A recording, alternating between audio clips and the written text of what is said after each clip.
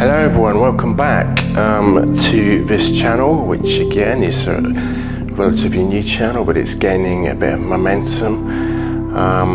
It's less mainstream than a lot of the other YouTube channels that are out there because of the sensitive nature of the topic and stuff, but these are growing. I had a few more subscribers this last week, and I hope to get a few more as a result of this video and forthcoming videos that follow on. Where to start? Okay, so we're enjoying some fantastic weather here in the UK at the moment. It's been scorching hot all week. We had a barbecue last night. It's been so hot, it's been a little bit kind of difficult to focus on some of the things perhaps we should be doing, and we've been thinking about sunbathing and holidays and that type of thing. So it's been lovely weather. It's nice again today actually. It's going to cool down a bit tomorrow, but hope you're enjoying it. I hope you're having a good weekend. Okay, so for this particular video I've decided I had to think about what to talk about, and I like to do something different for each of the videos. I'm sure there'll be some crossover points, but I like to try and make the videos different. So I want to kind of tackle, if that's a good way to put it, a subject which a lot of believers and non-believers perhaps have a bit of difficulty with, and that is the divine nature of God. Okay, now there's different language or different types of language we can use to describe this. Some people, especially in the more charismatic churches, they're banned around words like the supernatural characteristics of God. Perhaps in some of the more conservative churches, they prefer the term spiritual. The spiritual things, the divine things, the spiritual things. But the reality is that God is a spirit. Not only is God a spirit, God is the ruler of the entire spiritual world, which is actually a supernatural world. So, whatever language you feel comfortable with, whether it's spiritual, divine, supernatural, these things are actually all the same, believe it or not. It's just different terminology, and some people feel a bit more comfortable with the word divine, some people feel a bit more comfortable with the word spiritual, and some people prefer to label these things supernatural, but they are all in essence the same thing. Okay, just to be absolutely clear at the outset. So a lot of people have difficulty with this because so many people haven't seen any of this divine nature of God or supernatural nature of God or spiritual nature of God.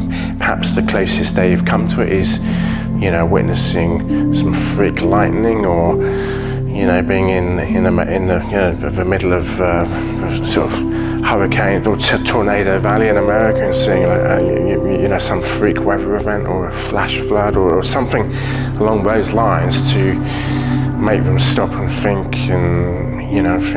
wow, there must be something higher than a kind of power force or a force of power which is higher than what we know and understand. And look, as I said in previous videos, which weren't the same, but like I said, there's some crossover points. Many people around the world have reported near-death experiences or supernatural experiences, both believers and non-believers alike. And yes, I appreciate some of these supernatural experiences don't come from God. Not all spiritual, supernatural, divine experiences come from God, because there is an enemy, the devil, Satan, Lucifer, whatever you want to call him. So look, just getting back to the core theme, a lot of Christians and let's go with Christians, have a bit of difficulty in navigating this. And so what they try and do is they try and carve out a kind of version of Christianity which, they're comfortable with, which kind of suits where they're at, the level they're at in terms of the faith and what they know, what they see and what they understand. And so they try and, adopt or create a version of Christianity to suit the boundaries of their sort of comfortability. Get that right out. So it's difficult getting the words out for that one. Comfortability. So, look, I myself have, I'm probably unbeknown to you. I've had some experiences as well. Not yesterday, not last week, but I'm middle-aged now. But when I was younger, so I would have been like, I think 19, borderline 20 at the time. I had some experiences which I couldn't explain, but profoundly changed my life. There were more experiences. Look, just to be clear, I was just doing the same stuff as other kids of my age, at that moment in time. So examples of that could be, taking loads of holidays, living beyond my means. All the kids do that nowadays, right? Catalogues and car loans, and it's just some examples. I'm just reeling stuff randomly off the top of my head. So I was doing that. I was just like living beyond my means. At that time in my life, I probably thought I was invincible, untouchable. I'm sure many of the people in that kind of, sort of, let's go with sort of 16 to 45 age bracket can relate to that. Totally invincible, know everything, rule the world. Because they're so full of confidence. They're so. When people are that young, they have a lot more energy. Their body has a lot more collagen. You'd have a lot more hormones going around in the body. You can literally go to bed at 3 o'clock in the morning and wake up at 4:30 in the morning and be wide awake and go to work and do a 12-hour shift. That type of thing. So I was just doing all the stuff that normal kids were doing at that time.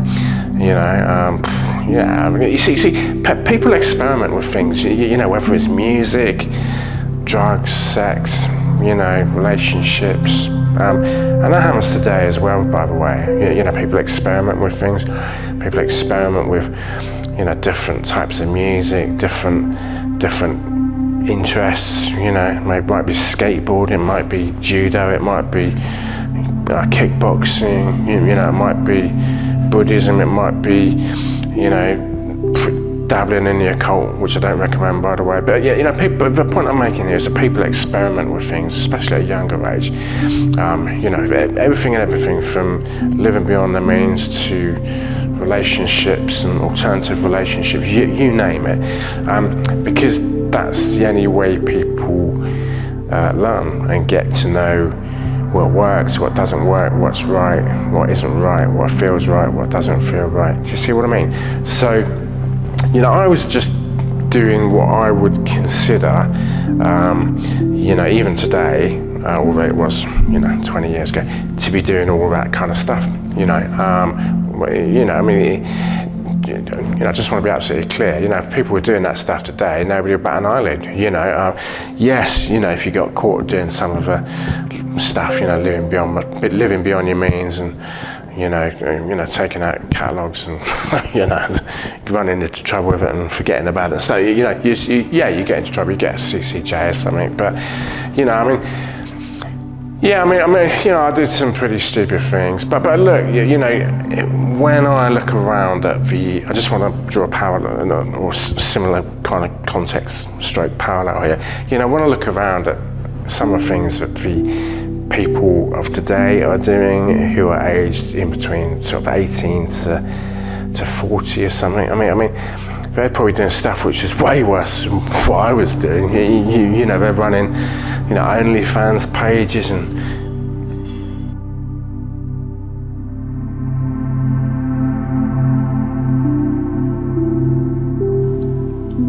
sleeping with different people. Sort of heard a bit of a strange noise outside then. It's a bit weird. They're kind of doing a lot of, weird stuff, with regard to, not weird, but stuff which today would be classed as totally normal. Whereas, I wasn't doing any of that stuff, to be fair, I think the internet wasn't as ripe and explosive as it is today. You know, when I count back 20, 25 years ago, yeah, the internet was around just, but it wasn't anything like today where, you know, people can, you know, literally set up these, you know, very sexualized social media profiles and charge people to watch them perform acts on themselves or with other people. I wasn't doing any of that. But I did get into trouble. And look, the thing I've learned from this is, you know, as I've read through scriptures, is that everybody is guilty of sin. Everybody's born into sin, all of humanity. And, you know, the Bible makes that clear. There is not one man, woman or child who was born who, you know, isn't guilty of sin. You know, so just to be clear, everybody's guilty of sin. And everyone's guilty of different types of sin. So, you know, the idea that, you know, one person condemns another and says, you know, you did this, and another person, you know, points the finger and said, you did. You see, everyone's guilty of sin. Everyone falls short of the glory of God. People, you know, are, you know, have done different things. It all comes back to the kind of sovereignty of God. You know, God being divine, spiritual, supernatural, controls, you know, what happens with people. And I've seen that in real life, you know, how God can alter the, you know, the situations in a person's life, and, you know, be they family relationships or friendships or work relationships or success with money or failure with money. You know, God can influence these things directly. And, you know, when we show God that we you know, we recognize his authority, which, you know, sadly a lot of people don't do nowadays, then he rewards us. You know, he rewards those who diligently seek him. You know, we do live in a world where everyone's out for themselves, everyone's out to make as much money as possible and to, you know, literally, you know, get as much worldly success as possible. And there's another scripture in the Bible, you know, I haven't got it at hand at the moment, but basically what it says is, what good is it for a man to, you know, win the whole world but forfeit his soul, in effect, you know. And I think it ends by saying, you know, what can a man exchange in exchange? What can a man exchange in exchange for his soul? So that's the point, you see. You know, that's one of the points, is that, you know, we need to be more focused on, you know, swimming against the tide, because it's not easy. You know, if you want to do the things that are easy, it's easy to sin. It's easy to, you know, just get caught up in, you know, drinking, drugs, illicit sex, you know, living beyond your means, borrowing money, never paying it back. You know, those are the things that are easy to do.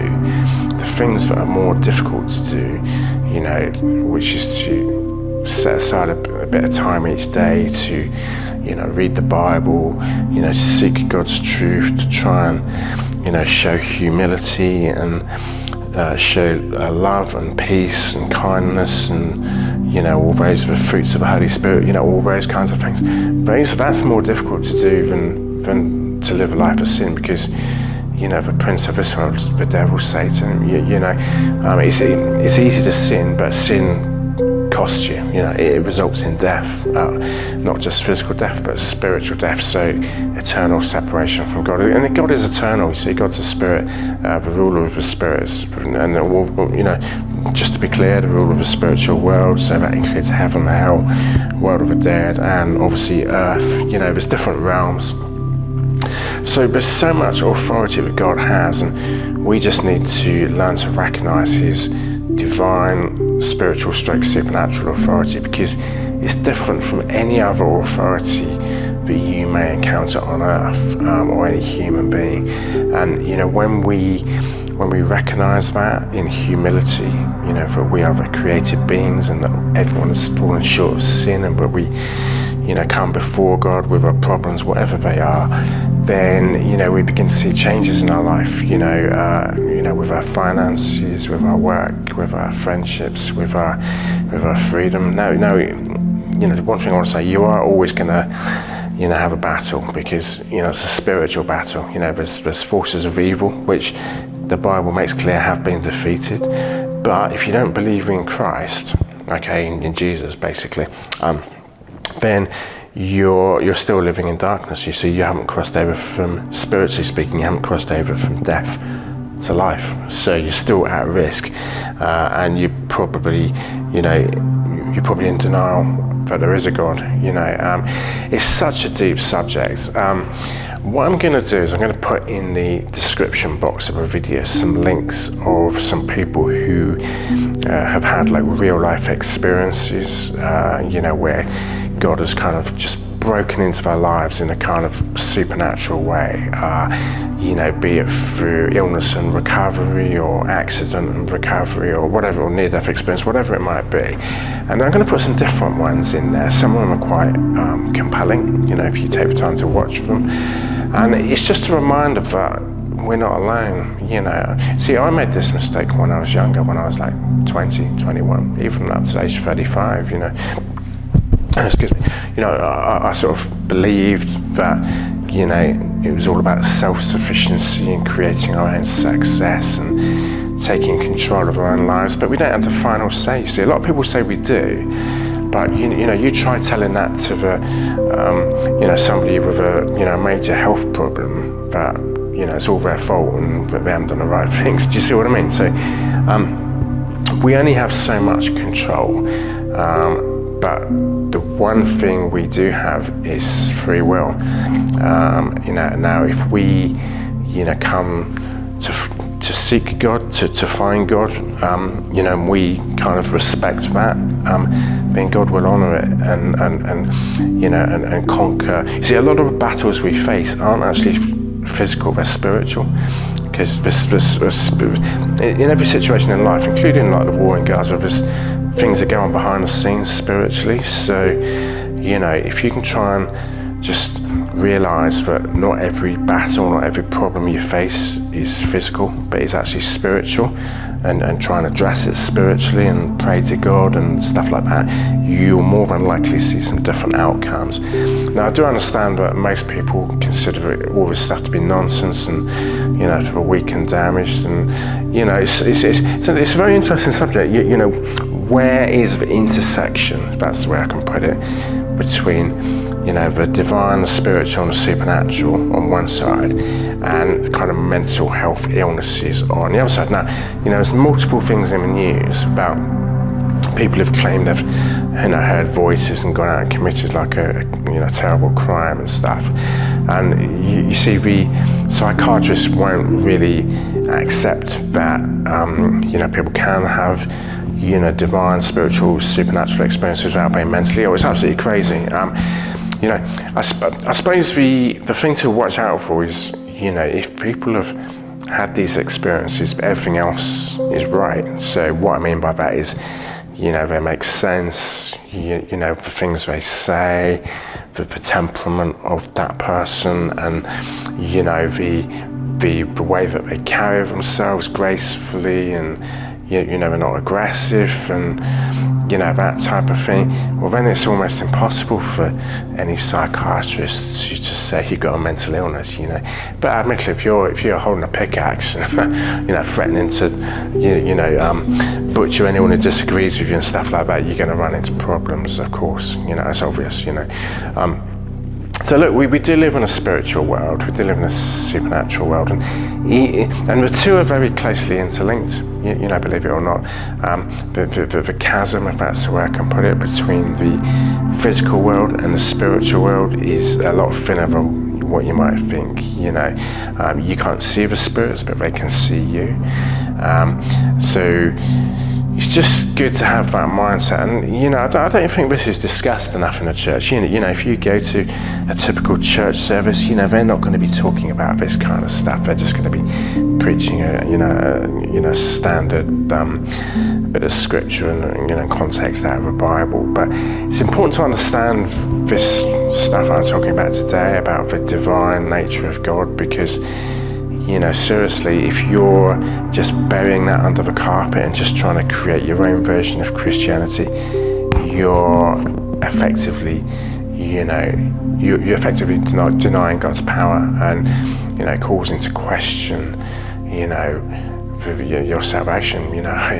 If you're saying you're saved and you don't believe in the divine, spiritual, supernatural nature of God, then do you see what I mean? So I won't talk for too much longer. I've covered the most of the points I wanted to make. Sorry for the gap in the video. There was a bit of noise outside, some metal bars, or it could have been a dog or anything, I don't know. So I just paused because I didn't quite know what that was, so apologies about that.